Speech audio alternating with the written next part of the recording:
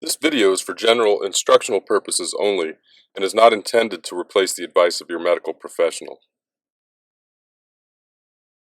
This is the Aspen Vista 464 TLSO front view, and this is the back view as it looks when it comes out of the package. In order to prevent the brace from migrating upwards, which is the #1 patient complaint about TLSO braces, it will be necessary to relocate the shoulder straps to a different position on the back of the brace so that they can be worn under the armpits as opposed to over the shoulders. Simply undo the Velcro and pull the strap out, and then put it in the first hole on the plastic thoracic extension by pushing the strap between the liner and the plastic shell and through the hole, and then double the Velcro on itself. Repeat on the other side.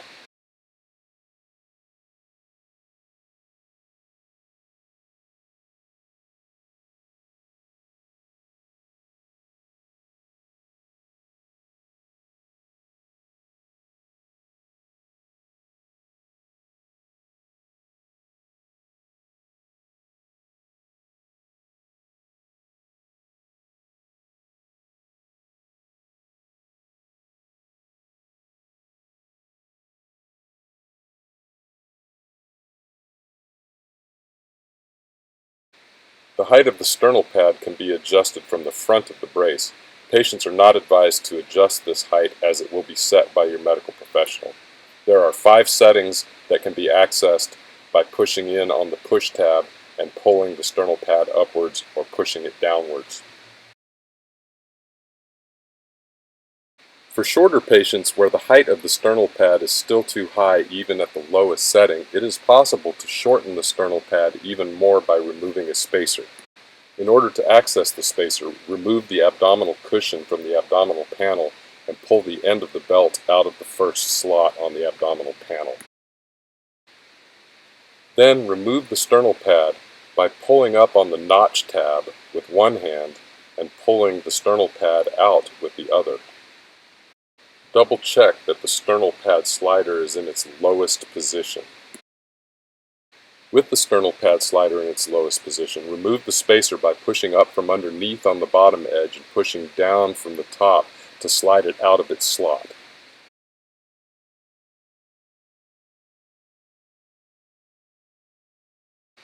Then replace the sternal pad by pulling up on the slot tab with one hand and pushing the sternal pad down in its slot all the way to the second notch. Make sure that the slot tab engages with that second notch to lock it in place.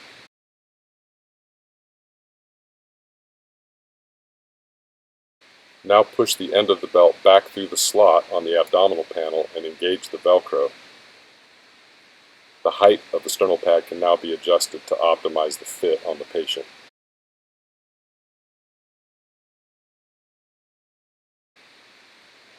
Put the abdominal cushion back on the abdominal panel by Velcroing it into place.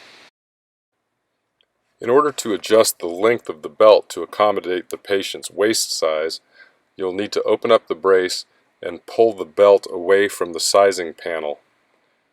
The outside of the sizing panel contains sizes large, extra large, and double extra large, while the inside of the sizing panel contains sizes extra small, small, and medium. The brace typically comes sized as medium in the package, so if you need to shorten it down to small or extra small, you'll need to unlock the belt end and then pull it to the next notch for small or the next notch after that for extra small. Be sure to release the Velcro holding the belt to the sizing panel. Then pull on the belt end and bring it to the desired notch and lock it into place.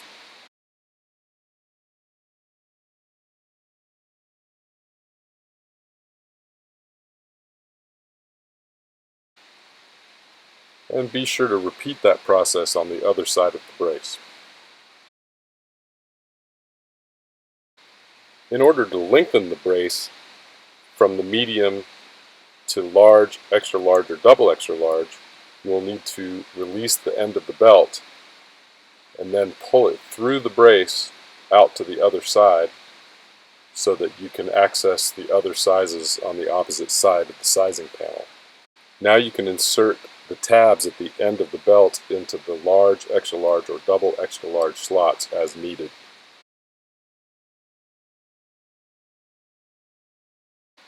Here is a back view of the brace showing it being resized from large out to extra large or double extra large.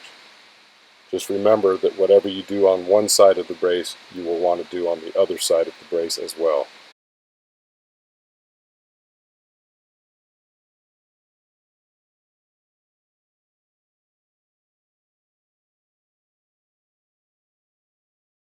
To put on the brace, you will want to hold the sternal pad in your left hand and then use your right hand to bring the belt around. You will want to center the sternal pad so that it is straight up and down in the midline of your body, and you want to ensure that the top edge of the sternal pad is at least 2 or 3 fingers below your collarbones. The lower edge of the brace should be right about at the hip crease where your hips bend. Pull the tensioners out to the side to the desired level of tension and then Velcro to the front of the brace. Apply the chest straps by bringing them to the front of the brace and clipping them into the sternal pad, making sure that there are no twists in the strap. Repeat on the other side. The strap should be under the armpit and the strap pads can be adjusted for comfort.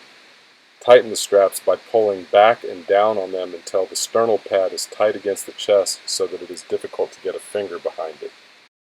The dangling straps can be tucked in for convenience. Here is a close-up view of how the straps attach to the sternal pad.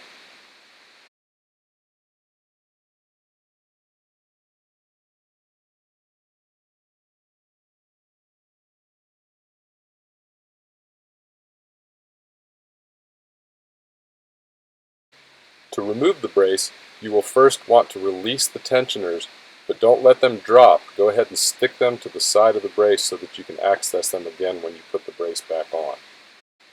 You will then release the belt, and then also release the right side chest strap, which will allow the brace to fall away naturally.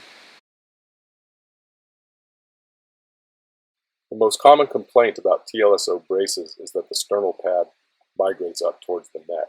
If that is happening, it's because the brace is on too high, the chest straps are too loose under the armpits, the chest straps are over the shoulders, or the initial setup of the sternal pad height is incorrect.